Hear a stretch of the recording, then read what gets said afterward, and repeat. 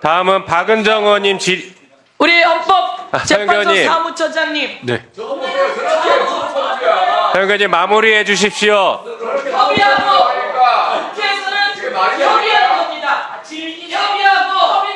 협의가 안 되면 의결하는 겁니다. 그래서 의결로 다수결로 국회 일정을 진행하는 겁니다. 어떻게 생각하십니까? 네. 협의와 다수결 다 존중돼야 됩니다. 네. 신동욱 의원님 자리에 앉으세요. 예의를 지키시고 자리에 앉으시기 바랍니다. 예, 그렇습니다. 손가락질하지 마시고 그런 태도는 도움이 되지 않습니다. 자, 서영교 의원님 마무리하시고 다음은 박은정 의원님 질의해 주시기 바랍니다. 신동욱 의원 국격신당 질려요. 국회의원 박은정입니다. 앉으세요. 그렇게 거짓말로 앵커 할 때 박은정 의원님 보도했나? 질의하시고 서영교 의원님 그만 발언해 주십시오. 박은정 의원님 그렇게 질의하십시오. 거짓말로 네. 앵커 할 때 보도했나 신동욱? 그렇게 저 거짓말로 마이크는 앵커 할 때 꺼져 있는 보도했나? 상태니까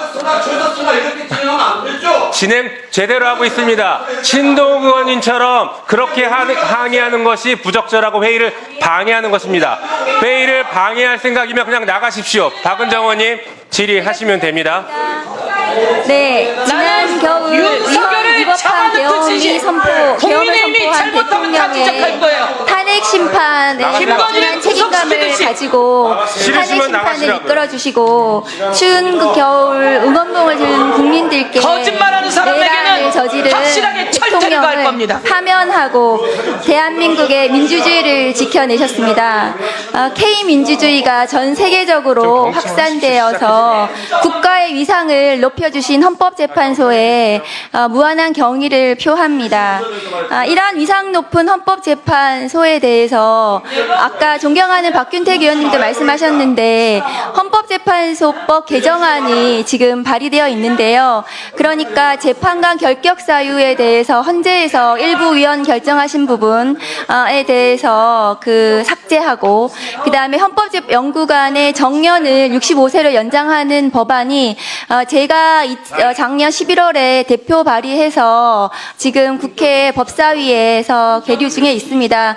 그래서 지금 국민의힘 의원님들도 그렇고 민주당 의원님들 또 비교섭 의원님들께서 이 헌법재판관의 정년을 연장하는 법안이 빨리 국회를 통과할 수 있도록 좀 협조를 해주셨으면 합니다. 헌법재판소에서도 이거에 대해서 통과될 수 있도록 적극 좀 열심히 노력해 주시기를 바랍니다. 네, 알겠습니다. 화면 좀 올려주세요. 그러니까 지금 오늘 재판 소원이 계속 문제가 되고 존경하는 서영 의원님도 말씀하셨는데 사법권 독립을 강조하는 법원이 법관의 지위를 이용해가지고 자의적인 법률 해석과 왜곡 적용을 통해서 국민의 기본권을 파괴한 저 사법살인의 대표적인 희생이 조봉암 사건이라고 생각을 합니다.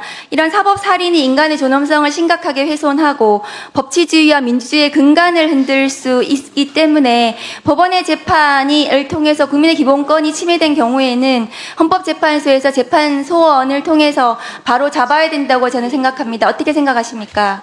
예, 기본적으로 동의합니다. 네, 그런데 헌법재판소는 이미 화면 보여주세요. 이미 재판관 전원일치 의견으로 법원의 재판에 대해서 헌재 심판 대상에서 제외한 헌법재판소법 68조 1항 재판 소원 금지 조항에 대해서 위헌 결정을 이미 내린 바가 있습니다. 그래서 헌법재판소는 이미 법률에 대한 위헌 심사권을 헌재에 부여하고 있고 법률에 대한 위헌 결정에 기속력을 부인하는 법원의 재판은 그 자체로 헌재 결정의 기속력에 반하는 것일 뿐만 아니라 법률에 대한 위헌 심사권을 헌재에 부여한 헌법의 결단에 정면으로 위헌된다는 취지로 이 위헌 결정을 하셨거든요. 그러니까 헌법재판소는 이미 확립된 판례를 통해서 법원의 재판의 경우에도 헌법재판소가 위헌으로 결정한 법령을 잘못 적용을 해서 국민의 기본권을 침해한 경우에는 예외적으로 그것이 헌법소원의 대상이 될 수 있다라고 이미 결정을 하셨거든요. 그래서 네. 그 법원의 결정을 취소를 했습니다. 많은 사건에서 그렇게 여러 차례 판단을 하셨습니다. 독일의 지금 재판 소원 제도도 아까 위원님들께서 말씀하셨는데요. 독일의 재판 소원은 과거의 나치 독재 시절에 위법한 그 나치 독재, 그것을 민주주의를 파괴하는 그 시절에 판사와 검사들, 법률가들이 재판을 통해서 국민의 기본권을 침해했기 때문에 그 재판을 바로 잡아야 될 필요성이 있었고, 그래서 독일에서는 연방헌법재판소에 접수된 전체 사건 중에 재판 소원 사건이 80%가 넘는 것으로 알고 있습니다. 그런데 우리나라에서도 재판 소원이 왜 문제가 되냐 하면은 최근에 내란숙의 윤석열 피고인의 재판을 담당하고 있는 쥐기현 판사가 형사소송법을 정면으로 위반해서 내란숙의 윤석열을 풀어주었습니다.